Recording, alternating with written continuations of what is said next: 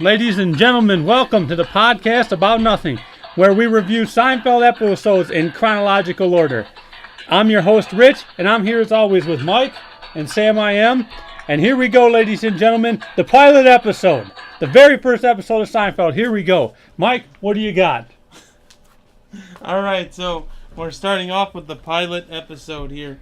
And in the pilot episode, they start off in a small little diner that's not Monk's. It's called Pete's. And Jerry starts off by saying the button on George's shirt is in the wrong place. Now let me say a few things here. Remember that button is going to come back later on. Just remember that. And I also want to say that I believe that same restaurant did become Monk's in the next episode, but we'll get to that later. And then Jerry goes and starts introducing this girl that wants to meet him and stay at his apartment. And George comes up with all these little signals and hints on whether she wants to see him or not see him. And Jerry just obsesses about this throughout the whole episode.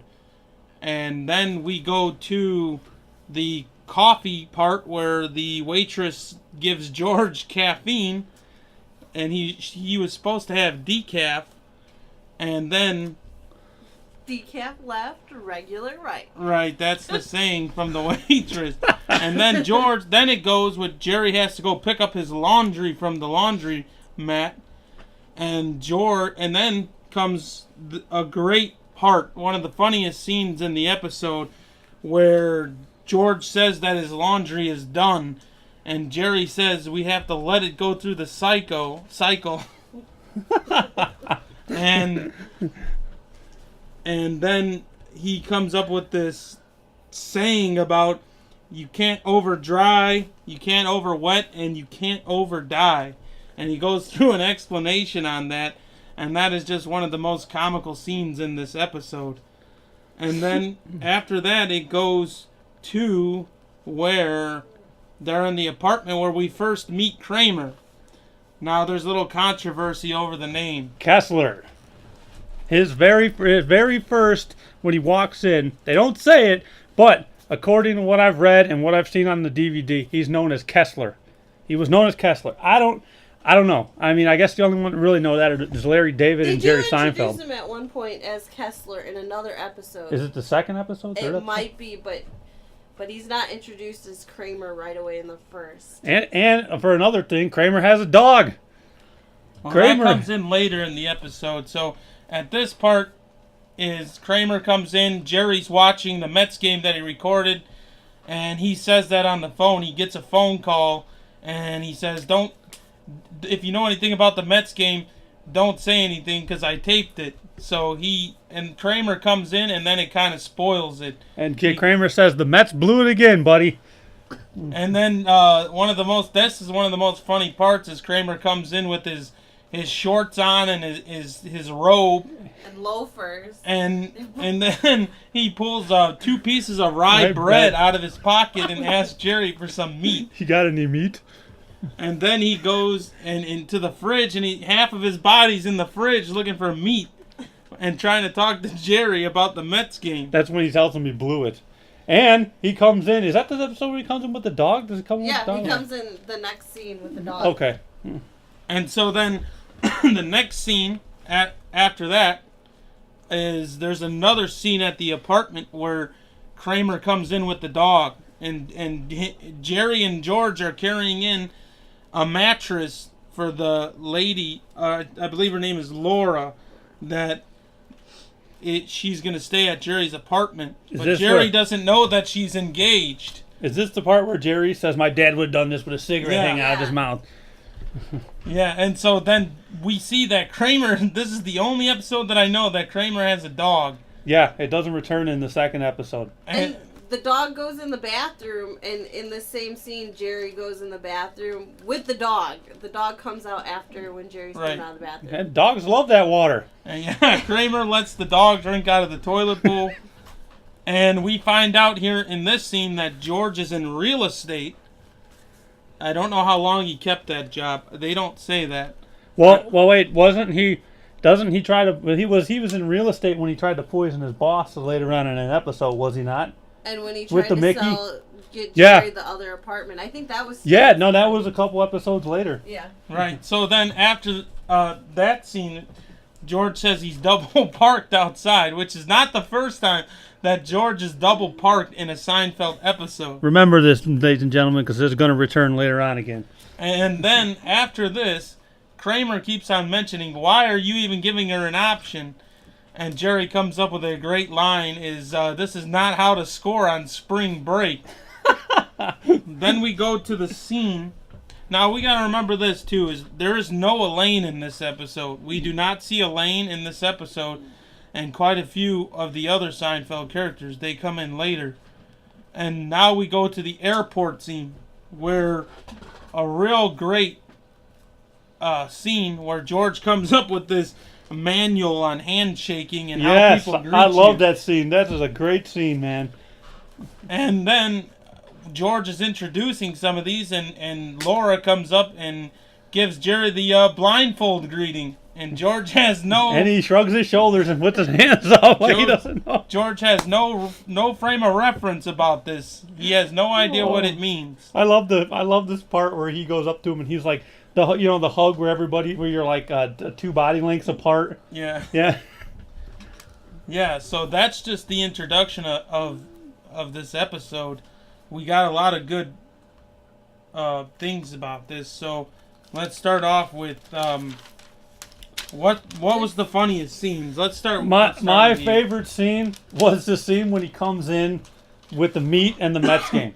That was a good scene. But I like that one, and I also like the scene where at the airport with the handshakes. That was a good scene too. That was one of my favorites. I just want to know why he carries bread in his robe. In his robe. And this is it the whole first season or just this episode that he's actually wearing shorts? Because Kramer doesn't wear shorts often. No, I think that's the only episode I can remember. And in the episode, it's 2 different days. And well, he has the same outfit on those 2 different days. Well, he wears shorts in various other episodes. I think he wears shorts in the episode where they go to the Hamptons. Yeah, and I think when he comes back from fantasy camp. I don't remember him wearing shorts. I remember the baseball shirt. I thought he had... We can all agree that Kramer definitely made this episode turn out hilarious. And we're not too sure about the whole Kessler thing. I thought that one of the shining parts of this episode was the over dry, over wet, over dye with all the people in the laundromat, and they're looking at Jerry when he references that. Can't over dry, just like you can't over wet. You can't over wet something, and it's just like you now, can't. Correct me if I'm wrong. Die. If you die and I shoot you, you're not going to over die. Now, correct me if I'm wrong, but is that the same laundromat we'll see later on in probably 10 episodes or 9 episodes later? I'm not 100% sure on that. It's a different guy that owns the laundromat, but it's still... Oh, what a good episode. And another thing that was brought up is... And then that part is Jerry's obsessing about the woman, and George is just upset. He's still talking about this, and that's just, he makes for a great comedy in that part of the episode. I honestly thought it was I think it was good for a pilot episode, considering it was 1990, and the wardrobe wasn't fantastic, and the budget probably wasn't fantastic at that time. It wasn't Seinfeld of 97, but it was still a good pilot episode. I mean, you compare that pilot episode compared to other pilot episodes that for other comedy skits, and it seems like it was just better. The comedy was better. And the button scene was great because it comes back in the last episode. Very last episode. And then the waitress giving him caffeine, and when George asks for decaf. So those were probably the funniest scenes in there, including the airport scene with the hand signals. Is that now, correct me if I'm wrong, but George Costanza in any other episode never orders decaf. That's the only episode. Right. He's always just drinking regular coffee. Well, except for the backwards episode. Well, yeah, because he orders tea Yeah. in the opposite episode, yeah. Yeah, the hand signals, too. George comes up with the manual, and then at the end of it, he doesn't even know what a surprise hands over the eyes.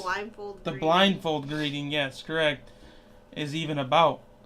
Yeah, that's it was interesting. I really liked that scene. I thought it was really good. That was a good way to end that scene, with him not knowing what that handshake meant. The very last scene of the episode is when Jerry finds out that she's engaged. He's so focused on her coming and what this means, and he's obsessed with it, and then he finds out she's engaged, and they're going to go on a 5-hour boat ride. A 5-hour boat ride. So wow. So let's start with you, Sam. What could have been improved on in this episode? You know, we do the positives, and we're going to do the negatives also on this. So what could they have improved on in this episode? I think there's too much stand-up in this episode. I don't think the stand-up was too funny, and in the beginning episodes there's more stand-up than there is in the later episodes. Yes, there is. There's probably a good 5 minutes of stand-up, isn't it? I think there were like 4 scenes of stand-up in this episode. Yeah, there was 4 scenes of stand-up, and the quality. Maybe one of them was actually funny. The other qualities, the quality of the stand-up was just not funny in those little skits. Yeah. But I think they used it as a time filler for the first episode. Yeah.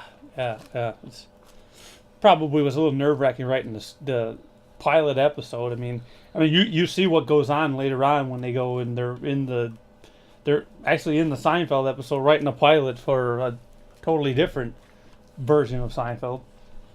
Right. And what did you think could have been improved on? Well, this is what I want to point out. If any of you have Hulu or whatever else, other platform Seinfeld's on, if you have the DVD, watch the pilot episode and look at Jerry's apartment is totally different than all the other episodes you're going to see. With probably, I think the first 10 episodes is kind of the window, in the same. Kitchen, yeah, and it's totally different. And the Mets picture and everything. He even has a different coat rack. Yeah, and everything. And the cabinet's not there. Wicker stools in front of the kitchen. Do you think it had more character than his apartment in later episodes, or do you think it needed to look better? No, I really liked the ones that they had. The later. Yeah, the later episode ones. I really liked it. I actually am probably one. I don't know if I'm the only person. I might be. Maybe there's more people out there. I actually liked it when Jerry went away and Kramer reorganized his apartment in a later episode. You remember that where Jerry comes back and because he didn't put a coaster on the coffee table, but he doesn't realize that Kramer had redone the whole apartment. I liked the later episode, the apartment that Jerry had. So I think one of the improvements, besides the stand-up comedy and besides the apartment, there was 2 other ones I thought could have been improved on. One was the wardrobe that the characters wore. Like George wearing a bowling shirt. Yes, and a hat. And a hat, yep.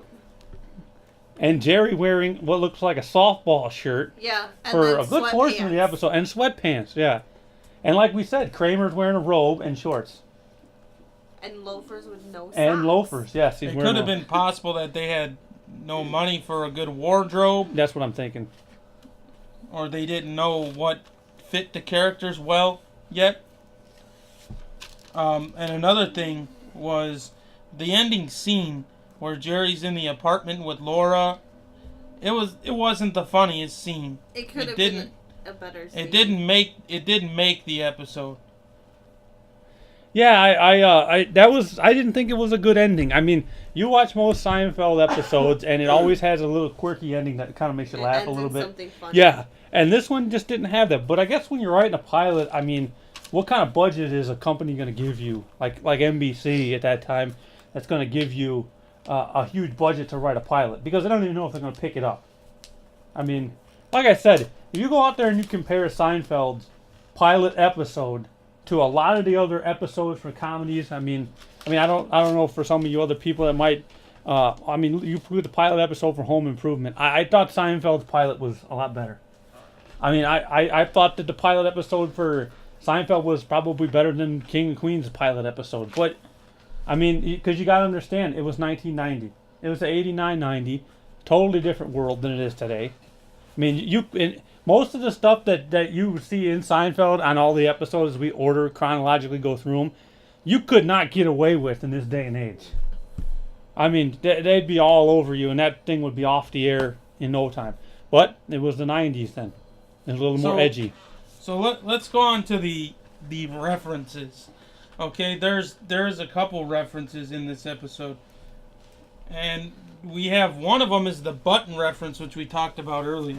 It'll be back, folks. Why don't you talk about that? Well, the button episode it's very interesting because they're sitting in the coffee shop, and Jerry says to George, he says, "See, I don't like that top button.